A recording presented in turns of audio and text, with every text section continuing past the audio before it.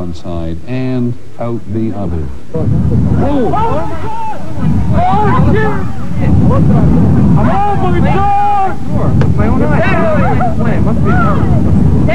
Slow মোশনে আবারও দেখুন। এখানে ক্যামেরার রেঞ্জের কারণে বিমানের তলদেশ দেখা যাচ্ছে না, তবে ফায়ার ফ্ল্যাশের ঘটনাটি ঠিক আগের দৃশ্যের মতো। এখানেও ভবনের গায়ে স্পর্শ করতে না করতে আগুনের ঝলক দেখা গেল। বিমান দুটোর অয়েল ট্যাঙ্ক ককপিটেরও সামনে ছিল কিনা আমার জানা নেই। মন বিশ্বাস করতে না চাইলেও প্রশ্ন ওঠাটা স্বাভাবিক, তাহলে কি এটাও কোনো controlled demolition? I studied physics at MIT. I did electrical engineering for about 8 years. I've had quite a bit of practical engineering experience. প্রথম আমি অন্য অনেকের মতোই বিশ্বাস করে নিয়েছিলাম যে টুইন টাওয়ার বিধ্বস্ত হওয়া বিমান হামলারই ফল। কিন্তু পরে সেখানে বেড়াতে আসা লোকজনের অ্যামেচার ভিডিও ফুটেজগুলো যখন গভীরভাবে পর্যবেক্ষণ করলাম, তখন ভিন্নতর কিছু লক্ষ্য করলাম। আমি আমার ডেমোলেশন এবং কনস্ট্রাকশন এক্সপার্টদের সঙ্গে আলোচনা করলে তারাও ব্যাপারটা লক্ষ্য করেন। আমরা দেখলাম যে ভবনটি ধসে পড়ার সময় সেটা চারদিকে ছড়িয়ে পড়ছে। তার মানে সেখানে বহির্মুখী কোনো একটি শক্তি কাজ করছে। বিমান আছড়ে পড়ার অনেক পর যখন ভবনটি ধসে যায়, তখনও সেখানে বিস্ফোরণের কিছু নমুনা লক্ষ্য করা যায়। ফরেনসিক গবেষণার জন্য কোনো ধ্বংসাবশেষ সংরক্ষণ করা হয়নি, তাই ভিডিও ফুটেজই ছিল আমাদের একমাত্র অবলম্বন। প্রশ্ন উঠতে পারে, ফরেনসিক কার্যক্রম শেষ হওয়ার পূর্বেই কেন ধ্বংসাবশেষ সরিয়ে নেওয়া হলো? এত বড় একটি ঘটনার তদন্ত করার জন্য যুক্তরাষ্ট্র সরকার ব্যয় করে মাত্র $6 লাখ। পক্ষান্তরে সাবেক প্রেসিডেন্ট ক্লিনটনের ব্যক্তিগত কেলেঙ্কারি তদন্তের জন্য ব্যয় করা হয় $4 কোটি। ঘটনার সঠিক তদন্তের আগ্রহটা এখান থেকেই সহজেই বোঝা যায়। বিমান আছড়ে পড়ার অল্প কিছুক্ষণ পরেই আগুনের লেলিহান শিখা কমে গিয়ে শুধু কালো ধোঁয়া বের হতে দেখা যায়। আর কালো ধোঁয়ার অর্থ হচ্ছে শীতল পরিবেশ, দুর্বল আগুন। আপনারা নিশ্চয়ই লক্ষ্য করেছেন যে জ্বলন্ত আগুন নিভে যাওয়ার পর সেখান থেকে কালো ধোঁয়া নির্গত হয় এবং পরে তা আস্তে আস্তে ঠান্ডা হয়ে যায়। এবার চলুন ভবনের নির্মাণশৈলীর দিকে দেখি। দুটি ভবনেরই মূল কাঠামো 47টি অভঙ্গুর স্টিল কোর কলামের উপর নির্মিত, কিন্তু রিপোর্টে সেগুলি কিভাবে এমন নমনীয় হয়ে গেল তার ব্যাখ্যা প্রদান করা হয়নি। ভবনের মূল স্তম্ভগুলো, যেগুলি ইঞ্জিনিয়ারিং ল্যাঙ্গুয়েজে কোর কলাম নামে পরিচিত, সেগুলি সম্পূর্ণভাবে বায়ুনিরোধী বা সলিড এয়ারটাইট পন্থায় তৈরি করা হয়েছে, যাতে সেখানে আগুনের কোনো ছোঁয়া না লাগে। এমনকি দীর্ঘস্থায়ী ধোঁয়া বা আগুনও এর কোনো ক্ষতি করতে পারবে না। ভূমিকম্প, বজ্রপাত, যে কোনো প্রকার বাহ্যিক তাপ ও চাপ সহ্য করার মতো উচ্চ ক্ষমতা সম্পন্ন কোর কলামগুলো এভাবে ধ্বংস হয়ে যাওয়া সত্যিই সন্দেহজনক। এই বিশেষ কলামগুলোর কথা বিবেচনায় রেখেই এনআইএসটি বা national institute of standard and technology ভবনের ফ্লোর ধ্বংসের যে ব্যাখ্যাটি তদন্ত কমিশন রিপোর্টে দেওয়া হয়েছে তা প্রত্যাখ্যান করেছে। আর হোয়াইট হাউসের নিজস্ব তদন্ত রিপোর্টে তো এর উল্লেখই নেই। তাই এনআইএসটি প্রশ্ন তুলেছে, সরকারি নিয়ন্ত্রণ বহির্ভূত অন্য কোনো বেসরকারি স্বাধীন কমিটিকে তদন্তের অনুমতি দেওয়া হলো না কেন? আর তদন্ত কার্য পুরোপুরি শেষ হওয়ার পূর্বেই কেন ধ্বংসের ফিজিক্যাল এভিডেন্স বা সুরতহাল সাক্ষ্য পরিষ্কার করা হলো? যদিও তর্কের খাতিরে সব কথাকে মেনে নেওয়া হয়, তবুও ভবনের মূল কাঠামো যে কলামগুলোর উপর নির্মিত, সেগুলি ধ্বংস হওয়ার কথা নয়। স্বাভাবিকভাবে যেটা হওয়ার কথা সেটা হচ্ছে বিস্ফোরণের আঘাতে কোর কলামগুলো থেকে ইট, পাথর বা কংক্রিটের নির্মাণ আলগা হয়ে ধসে পড়ে যাবে, কিন্তু স্টিল ফ্রেমের স্তম্ভগুলো দাঁড়িয়েই থাকবে। বাস্তবে তা হয়নি। ভবনের ধ্বংস হওয়া দেখে মনে হয়নি যে এখানে এমন মজবুত পিলার আছে, আর বিমান তো সরাসরি গিয়ে সেই পিলারে আঘাত করেনি। কোনো ভবন উপর থেকে ক্রমান্বয়ে ধ্বংস হয়ে নিচের দিকে আসে, এটি একটি বিরল ঘটনা। ভবনের নিচের দিকের ভিত্তিমূলীয় অংশ যদি দুর্বল হয়ে যায়, তখন সাধারণত ভবনটি ধসে পড়ে। কিন্তু এখানে হয়েছে উল্টো। ভবনের উপর দিকে বিমান আঘাত হানল, তারপর দীর্ঘক্ষণ বিরতি দিয়ে উপর থেকে একটি একটি করে ফ্লোর ধ্বংস হয়ে নিচের দিকে আসলো। ব্যাপারটা সত্যিই সন্দেহজনক। আরেকটি বিষয় লক্ষ্য করুন। দেখুন, ভবনের কংক্রিট গুঁড়ো হয়ে একেবারে পাউডারে পরিণত হয়েছে। ভবন ধসে পড়লে কি এমনটি হওয়ার কথা? এই দৃশ্যটি লক্ষ্য করুন। দেখুন, একটি একটি করে ফ্লোর ধসে পড়ছে, কিন্তু মাঝখানে কেন ইট, পাথর আর রড সিমেন্টের মতো ভারী বস্তু এভাবে দ্রুত বেগে চারদিকে ছড়িয়ে পড়বে? বিশেষজ্ঞদের মতে, Explosive is the only plausible mechanism to explain such a high speed slurry. অর্থাৎ ধ্বংসক্রিয়া এভাবে চারদিকে ছড়িয়ে পড়ার একমাত্র গ্রহণযোগ্য ব্যাখ্যা হচ্ছে বিস্ফোরণ। আমারও তাই মত। একমাত্র বিস্ফোরণের ফলেই ধ্বংসবস্তু এরকম চারদিকে ছড়িয়ে পড়ে। আর ইট, পাথর, কংক্রিটের দেয়াল ভেঙে এরকম ধুলা বা পাউডারে পরিণত হওয়া থেকে আমরা বুঝতে পারি যে সেখানে কোনো বিস্ফোরণ ঘটেছিল। অতএব এটাকে একটা কন্ট্রোল ডেমোলিশন বা পরিকল্পিত ধ্বংসযজ্ঞ ছাড়া আর কি বা বলা যেতে পারে?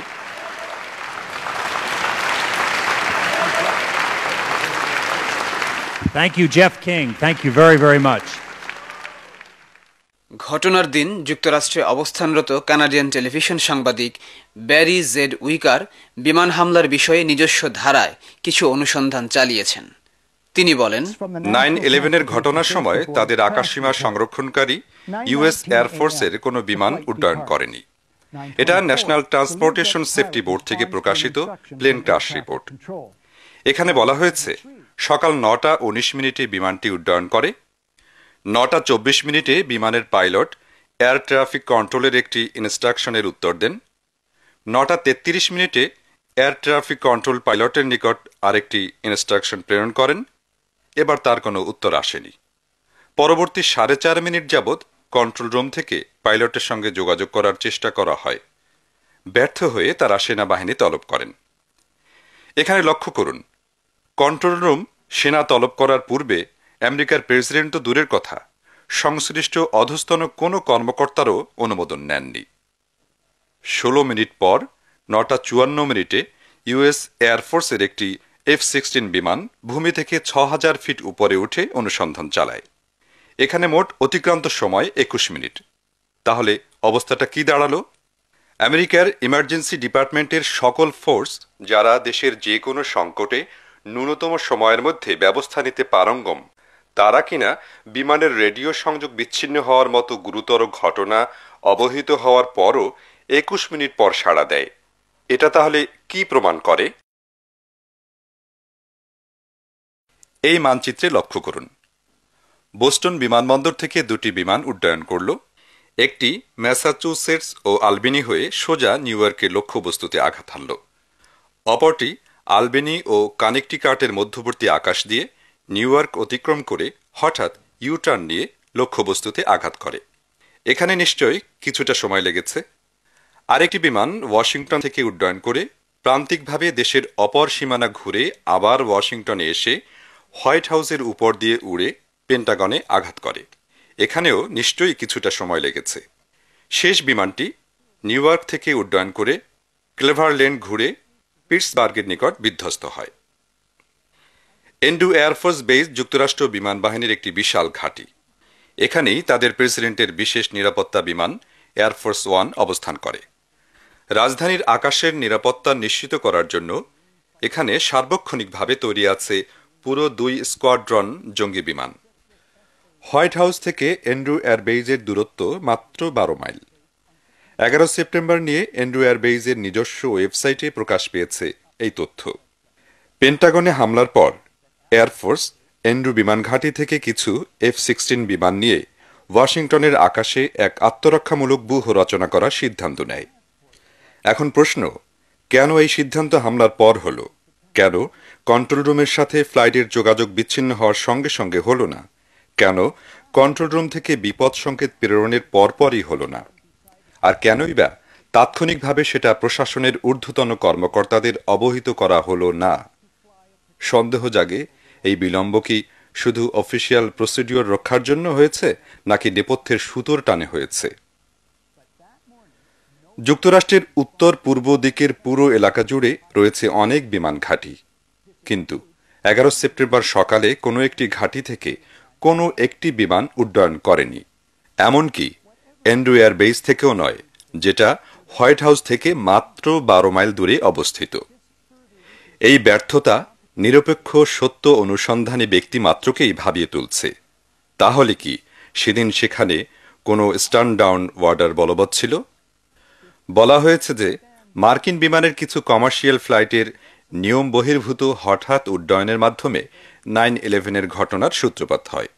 মোটেও ঠিক নয়। বিমানগুলো ফ্লাইট শিডিউল মেনে সকলের সামনে দিয়েই উড্ডয়ন করেছে এবং অনেকখানি পথ অতিক্রম করার পর আকাশে যোগাযোগ বিচ্ছিন্ন করে গতিপথ পরিবর্তন করেছে। ততক্ষণে বেশ একটা সময় পার হয়ে গেছে। শক্তিশালী বিমান প্রতিরক্ষা ব্যবস্থা থাকার পরও কেন কোনো একটি পদক্ষেপ নেওয়া হলো না? আর যদি নিয়ম বহির্ভূত উড্ডয়ন করেই থাকবে, তাহলে তৎক্ষণাৎ ব্যবস্থা নেওয়া হলো না কেন? লস অ্যাঞ্জেলেস পুলিশ বিভাগের অবসরপ্রাপ্ত গোয়েন্দা কর্মকর্তা মাইকেল রুপার্ট 9/11 নিয়ে ব্যাপক গবেষণা করেছেন। গোয়েন্দা বৃত্তিতে মেধা আর দক্ষতার জন্য তিনি এখনও ক্যালিফোর্নিয়ার একটি অফিসে স্ট্যান্ডবাই হিসেবে কর্মরত আছেন। তাকে যখন প্রশ্ন করা হলো 11 সেপ্টেম্বরের ঘটনার সময় যুক্তরাষ্ট্রের বিমান বাহিনী সময়োপযোগী কোনো পদক্ষেপ নিতে ব্যর্থ হলো কেন, ব্যাপারটা খুব সহজ। আসলে তারা করণীয় নির্ধারণ করতে পারেনি। অল্প সময়ে বেশ কতগুলো বিমান আকাশে উড্ডয়ন করলো, হঠাৎ গতিপথ পরিবর্তন করলো, যেন একটা ওয়ার গেম এক্সারসাইজ। কন্ট্রোল রুমের সঙ্গে ফ্লাইটের যোগাযোগ বিচ্ছিন্নতা, কমান্ড কাউন্সিলের সঙ্গে জেট ফাইটারদের যোগাযোগহীনতা, সব মিলে একটা হতবুদ্ধিকর অবস্থা বিরাজ করছিল। অপরপক্ষে acting joint chief of staff general Richard মায়ারের পক্ষ থেকে একটি ওয়ার গেম এক্সারসাইজের খবরও প্রকাশ ছিল, যার ফলে অবস্থাটা আরও জটিল হয়ে পড়ে। কিন্তু এটাকে নাটকীয় মনে হচ্ছে না? হ্যাঁ, তাই তো মনে হচ্ছে। আমি আমার পরবর্তী বই crossing the Rubicon 9/11 and the decline of American এম্পায়ারে দেখাবো যে এই ওয়ার গেম এক্সারসাইজ ছিল একটা সুপরিকল্পিত কর্মসূচি।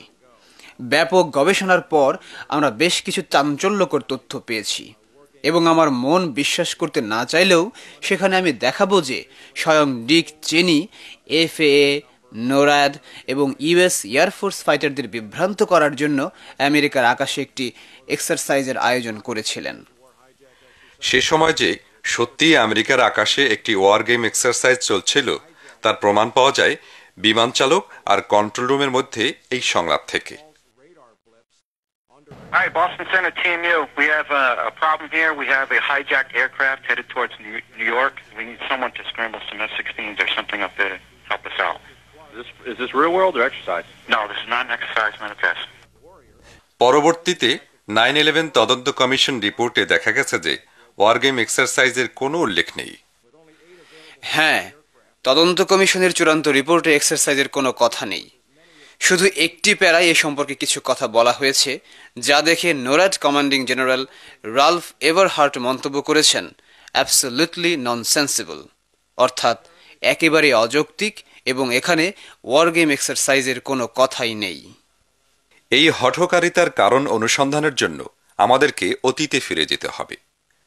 1990 সালের 2 আগস্ট ইরাকের নিজস্ব সীমানায় তেলকূপ খননের অভিযোগে সাদ্দাম হোসেন কুয়েত দখল করেন। প্রেসিডেন্ট জর্জ বুশ সিনিয়র ইরাকের বিরুদ্ধে স্থল আক্রমণের পায়তারা শুরু করেন, কিন্তু যুক্তরাষ্ট্রের জনগণ এতে দ্বিধা বিভক্ত হয়ে পড়ে। তখনই দৃশ্যপটে এই প্রত্যক্ষদর্শীকে সাক্ষী হিসাবে আনা হয়। US কংগ্রেশনাল কমিটির এক সভায় মিডিয়ার সামনে 15 বছর বয়সী এই কুয়েতি মেয়ে বলে, I saw the Iraqi soldiers coming to the hospital with guns. They took the babies out of the incubators. Took the incubators and left the children to die on the cold floor. এ কথা শুনে আমেরিকার জনগণ ক্ষিপ্ত হয়ে উঠল। ফলাফল যুদ্ধের প্রতি সমর্থন। এটাই ছিল একটি টার্নিং পয়েন্ট। শুরু হলো অপারেশন ডেজার্ট স্টর্ম বা প্রথম উপসাগরীয় যুদ্ধ।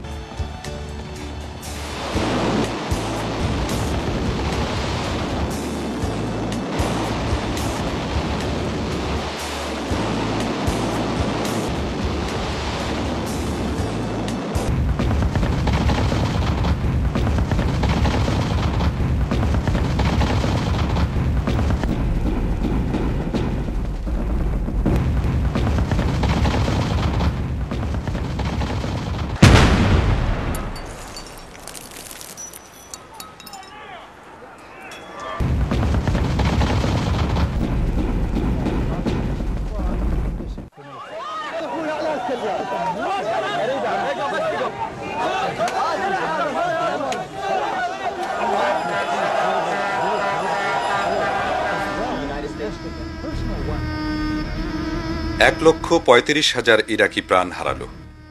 10 বছরের অবরোধে প্রায় 10 মিলিয়ন নাগরিক, যাদের অধিকাংশই শিশু আর বৃদ্ধ, অপুষ্টিতে মারা গেল।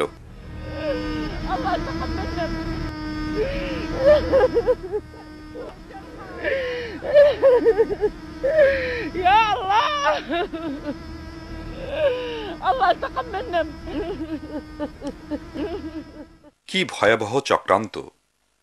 যুদ্ধের মধ্যে ইনকিউবেটর শিশু হত্যার কোনো রিপোর্ট আমরা কোনো মিডিয়ায় দেখিনি, ওই মেয়েটি ছাড়া। কানাডিয়ান ব্রডকাস্টিং কর্পোরেশন এই চক্রান্তের উদ্ঘাটনকারী। তারা নাম ঠিকানা সহ ছবি প্রকাশ করে দেখায় যে এই মেয়েটি যুক্তরাষ্ট্রে নিযুক্ত কুয়েতি রাষ্ট্রদূতের কন্যা। এই লোকটি মিথ্যা বলছে। I myself buried 14 newborn babies that had been taken from their incubators. এই ভদ্রলোকটিও মিথ্যা বলছে। Kids in incubators and they were thrown out of the incubators so that Kuwait could be systematically dismantled.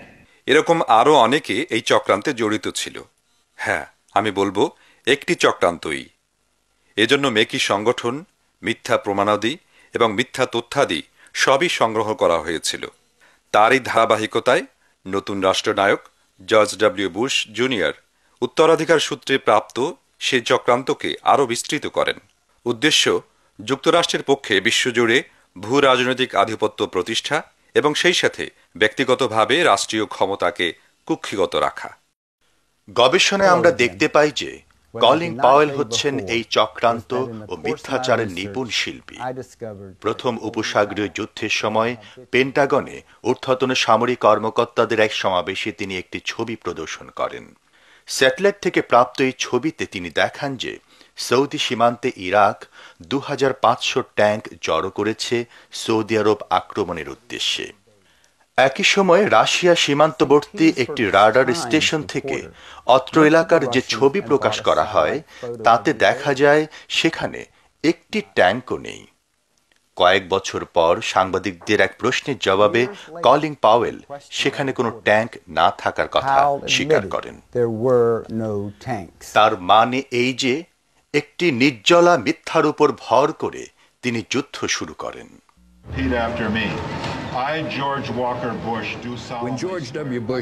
2000 সালে senior বুশের পুত্র George Walker Bush junior Republican party হয়ে যুক্তরাষ্ট্রের president নির্বাচিত হন।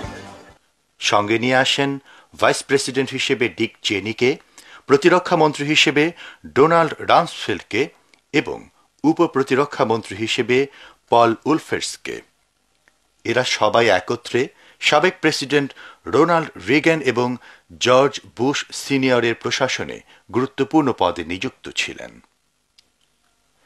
এর মধ্যে পল উলফের্স ব্যক্তিগতভাবে দীর্ঘদিন যাবৎ রিপাবলিকান পার্টির নিউ কনজারভেটিভ দৃষ্টিভঙ্গির নেপথ্য নায়ক হিসেবে পরিচিত।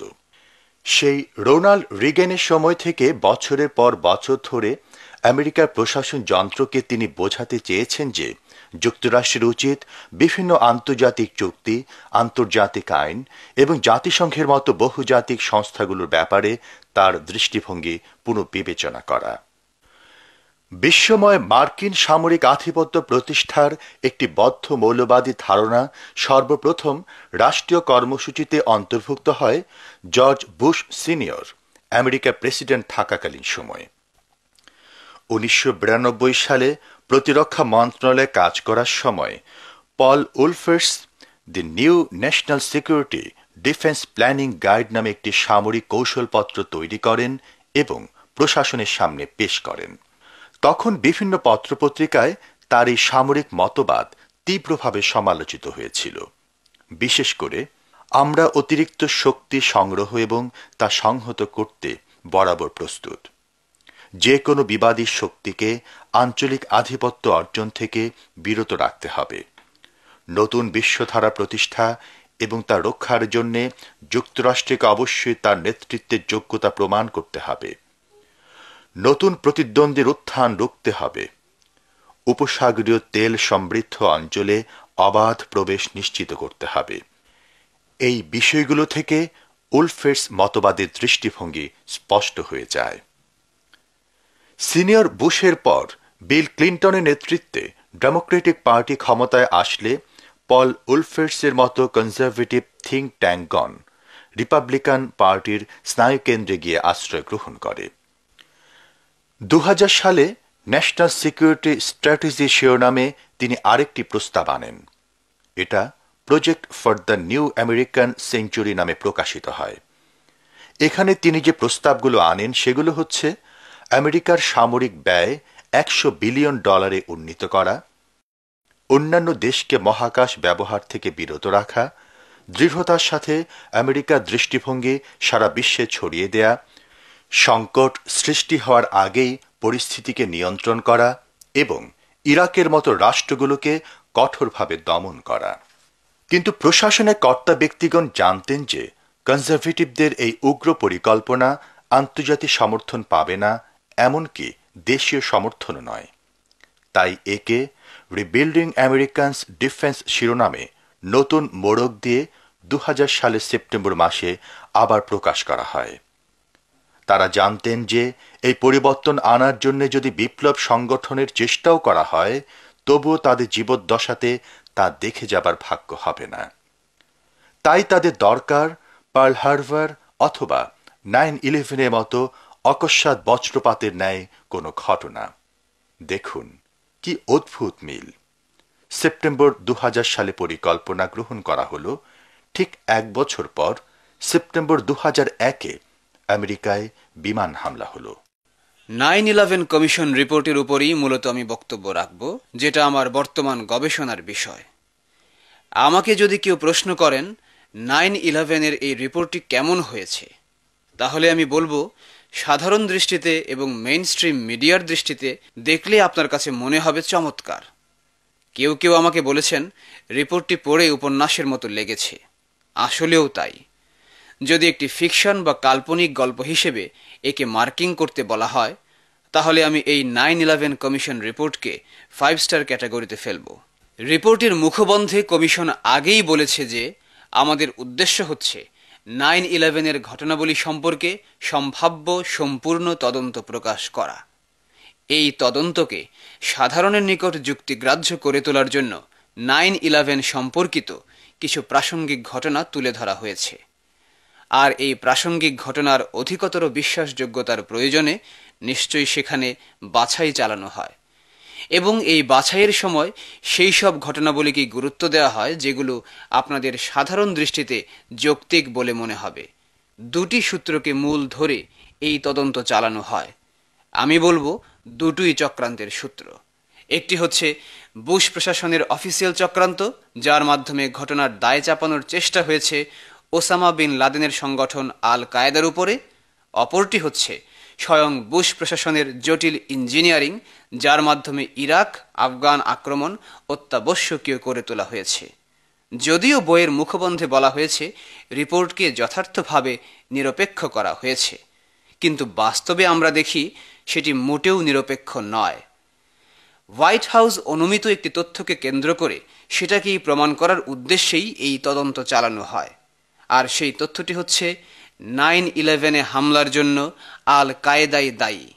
রিপোর্টের মুখবন্ধে আরও বলা হয়েছে নিরপেক্ষ ব্যক্তিদের স্বাধীনভাবে এই তদন্ত কমিশনে কাজ করতে দেওয়া হয়েছে।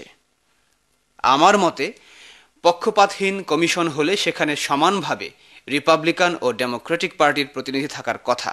কিন্তু দেখুন, এর পরিচালক থমাস এইচ কিন একজন রিপাবলিকান এবং এর নির্বাহী পরিচালক একজন রিপাবলিকান। এই নির্বাহী পরিচালক ফিলিপ জেলিকো শুধু একজন রিপাবলিকানই নন, তিনি সিনিয়র বুশের সময় ন্যাশনাল সিকিউরিটি কাউন্সিলে বর্তমান সেক্রেটারি অফ স্টেট কন্ডোলিজা রাইসের সঙ্গে কাজ করেছেন। জর্জ বুশ সিনিয়রের 4 বছর মেয়াদ শেষে রিপাবলিকান পার্টি যখন ক্ষমতার বাইরে অবস্থান করছিল, তখন এই ফিলিপ জেলিকো এবং কন্ডোলিজা রাইস সম্মিলিতভাবে এই গ্রন্থটি রচনা করেন। এখন দেখুন তাদের মধ্যে সখ্যতা কত প্রগাঢ় ছিল।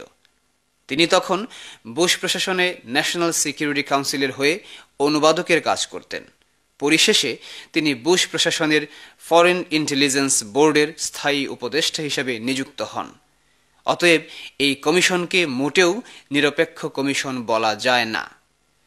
এই নির্বাহী পরিচালক কমিশনের কর্ম এবং কর্মকর্তাদেরকে হোয়াইট হাউসের নির্দেশনা অনুযায়ী পরিচালিত করেছেন এবং এটাই স্বাভাবিক, কারণ যেহেতু তিনি তখনও বুশ প্রশাসনের একজন উপদেষ্টা। কিছু কিছু সমালোচক 9/11 কমিশন রিপোর্টকে সমালোচনা করে 9/11 ডসিয়ার নামক গ্রন্থ রচনা করেছেন।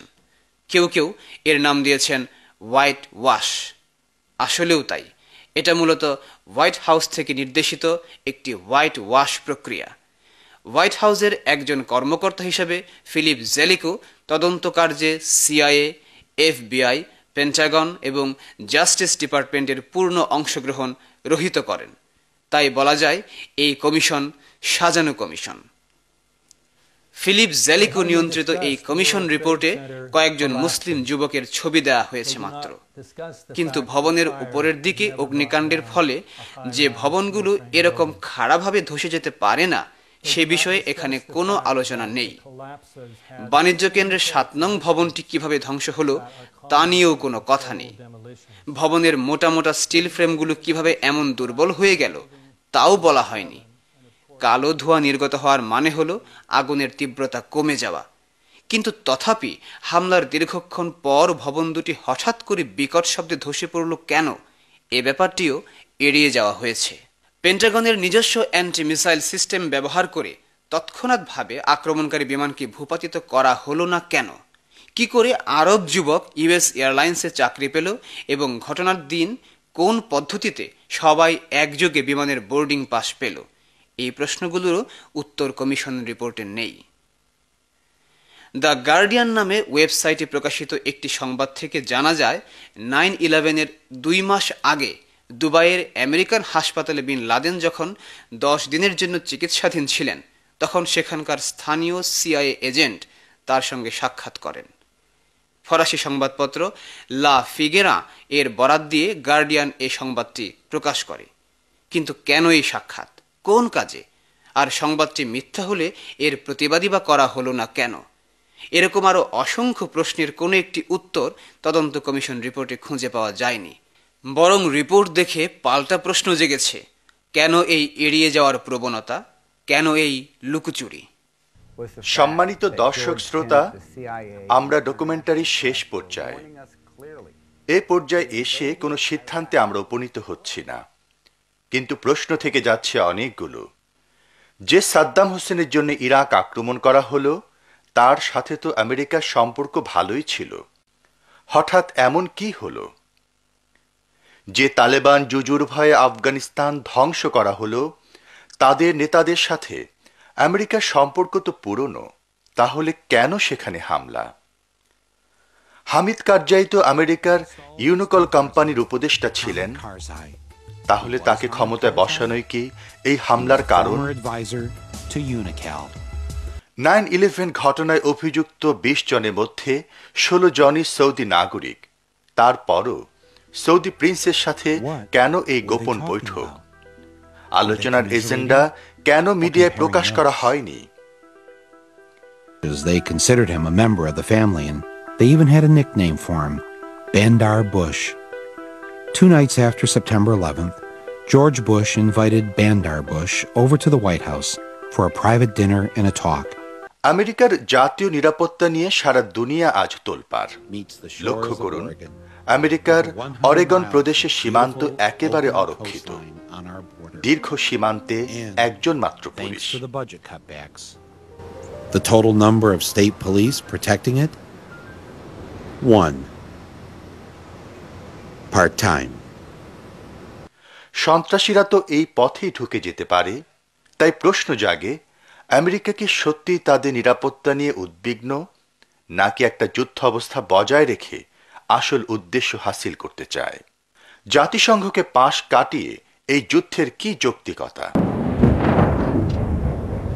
আজ হাজার হাজার নিরপরাধ মানুষের যে প্রাণহানি ঘটছে, এর দায়ভার কে নেবে?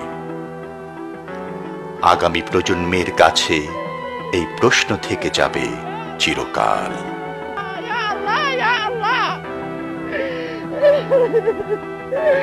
Ya Allah!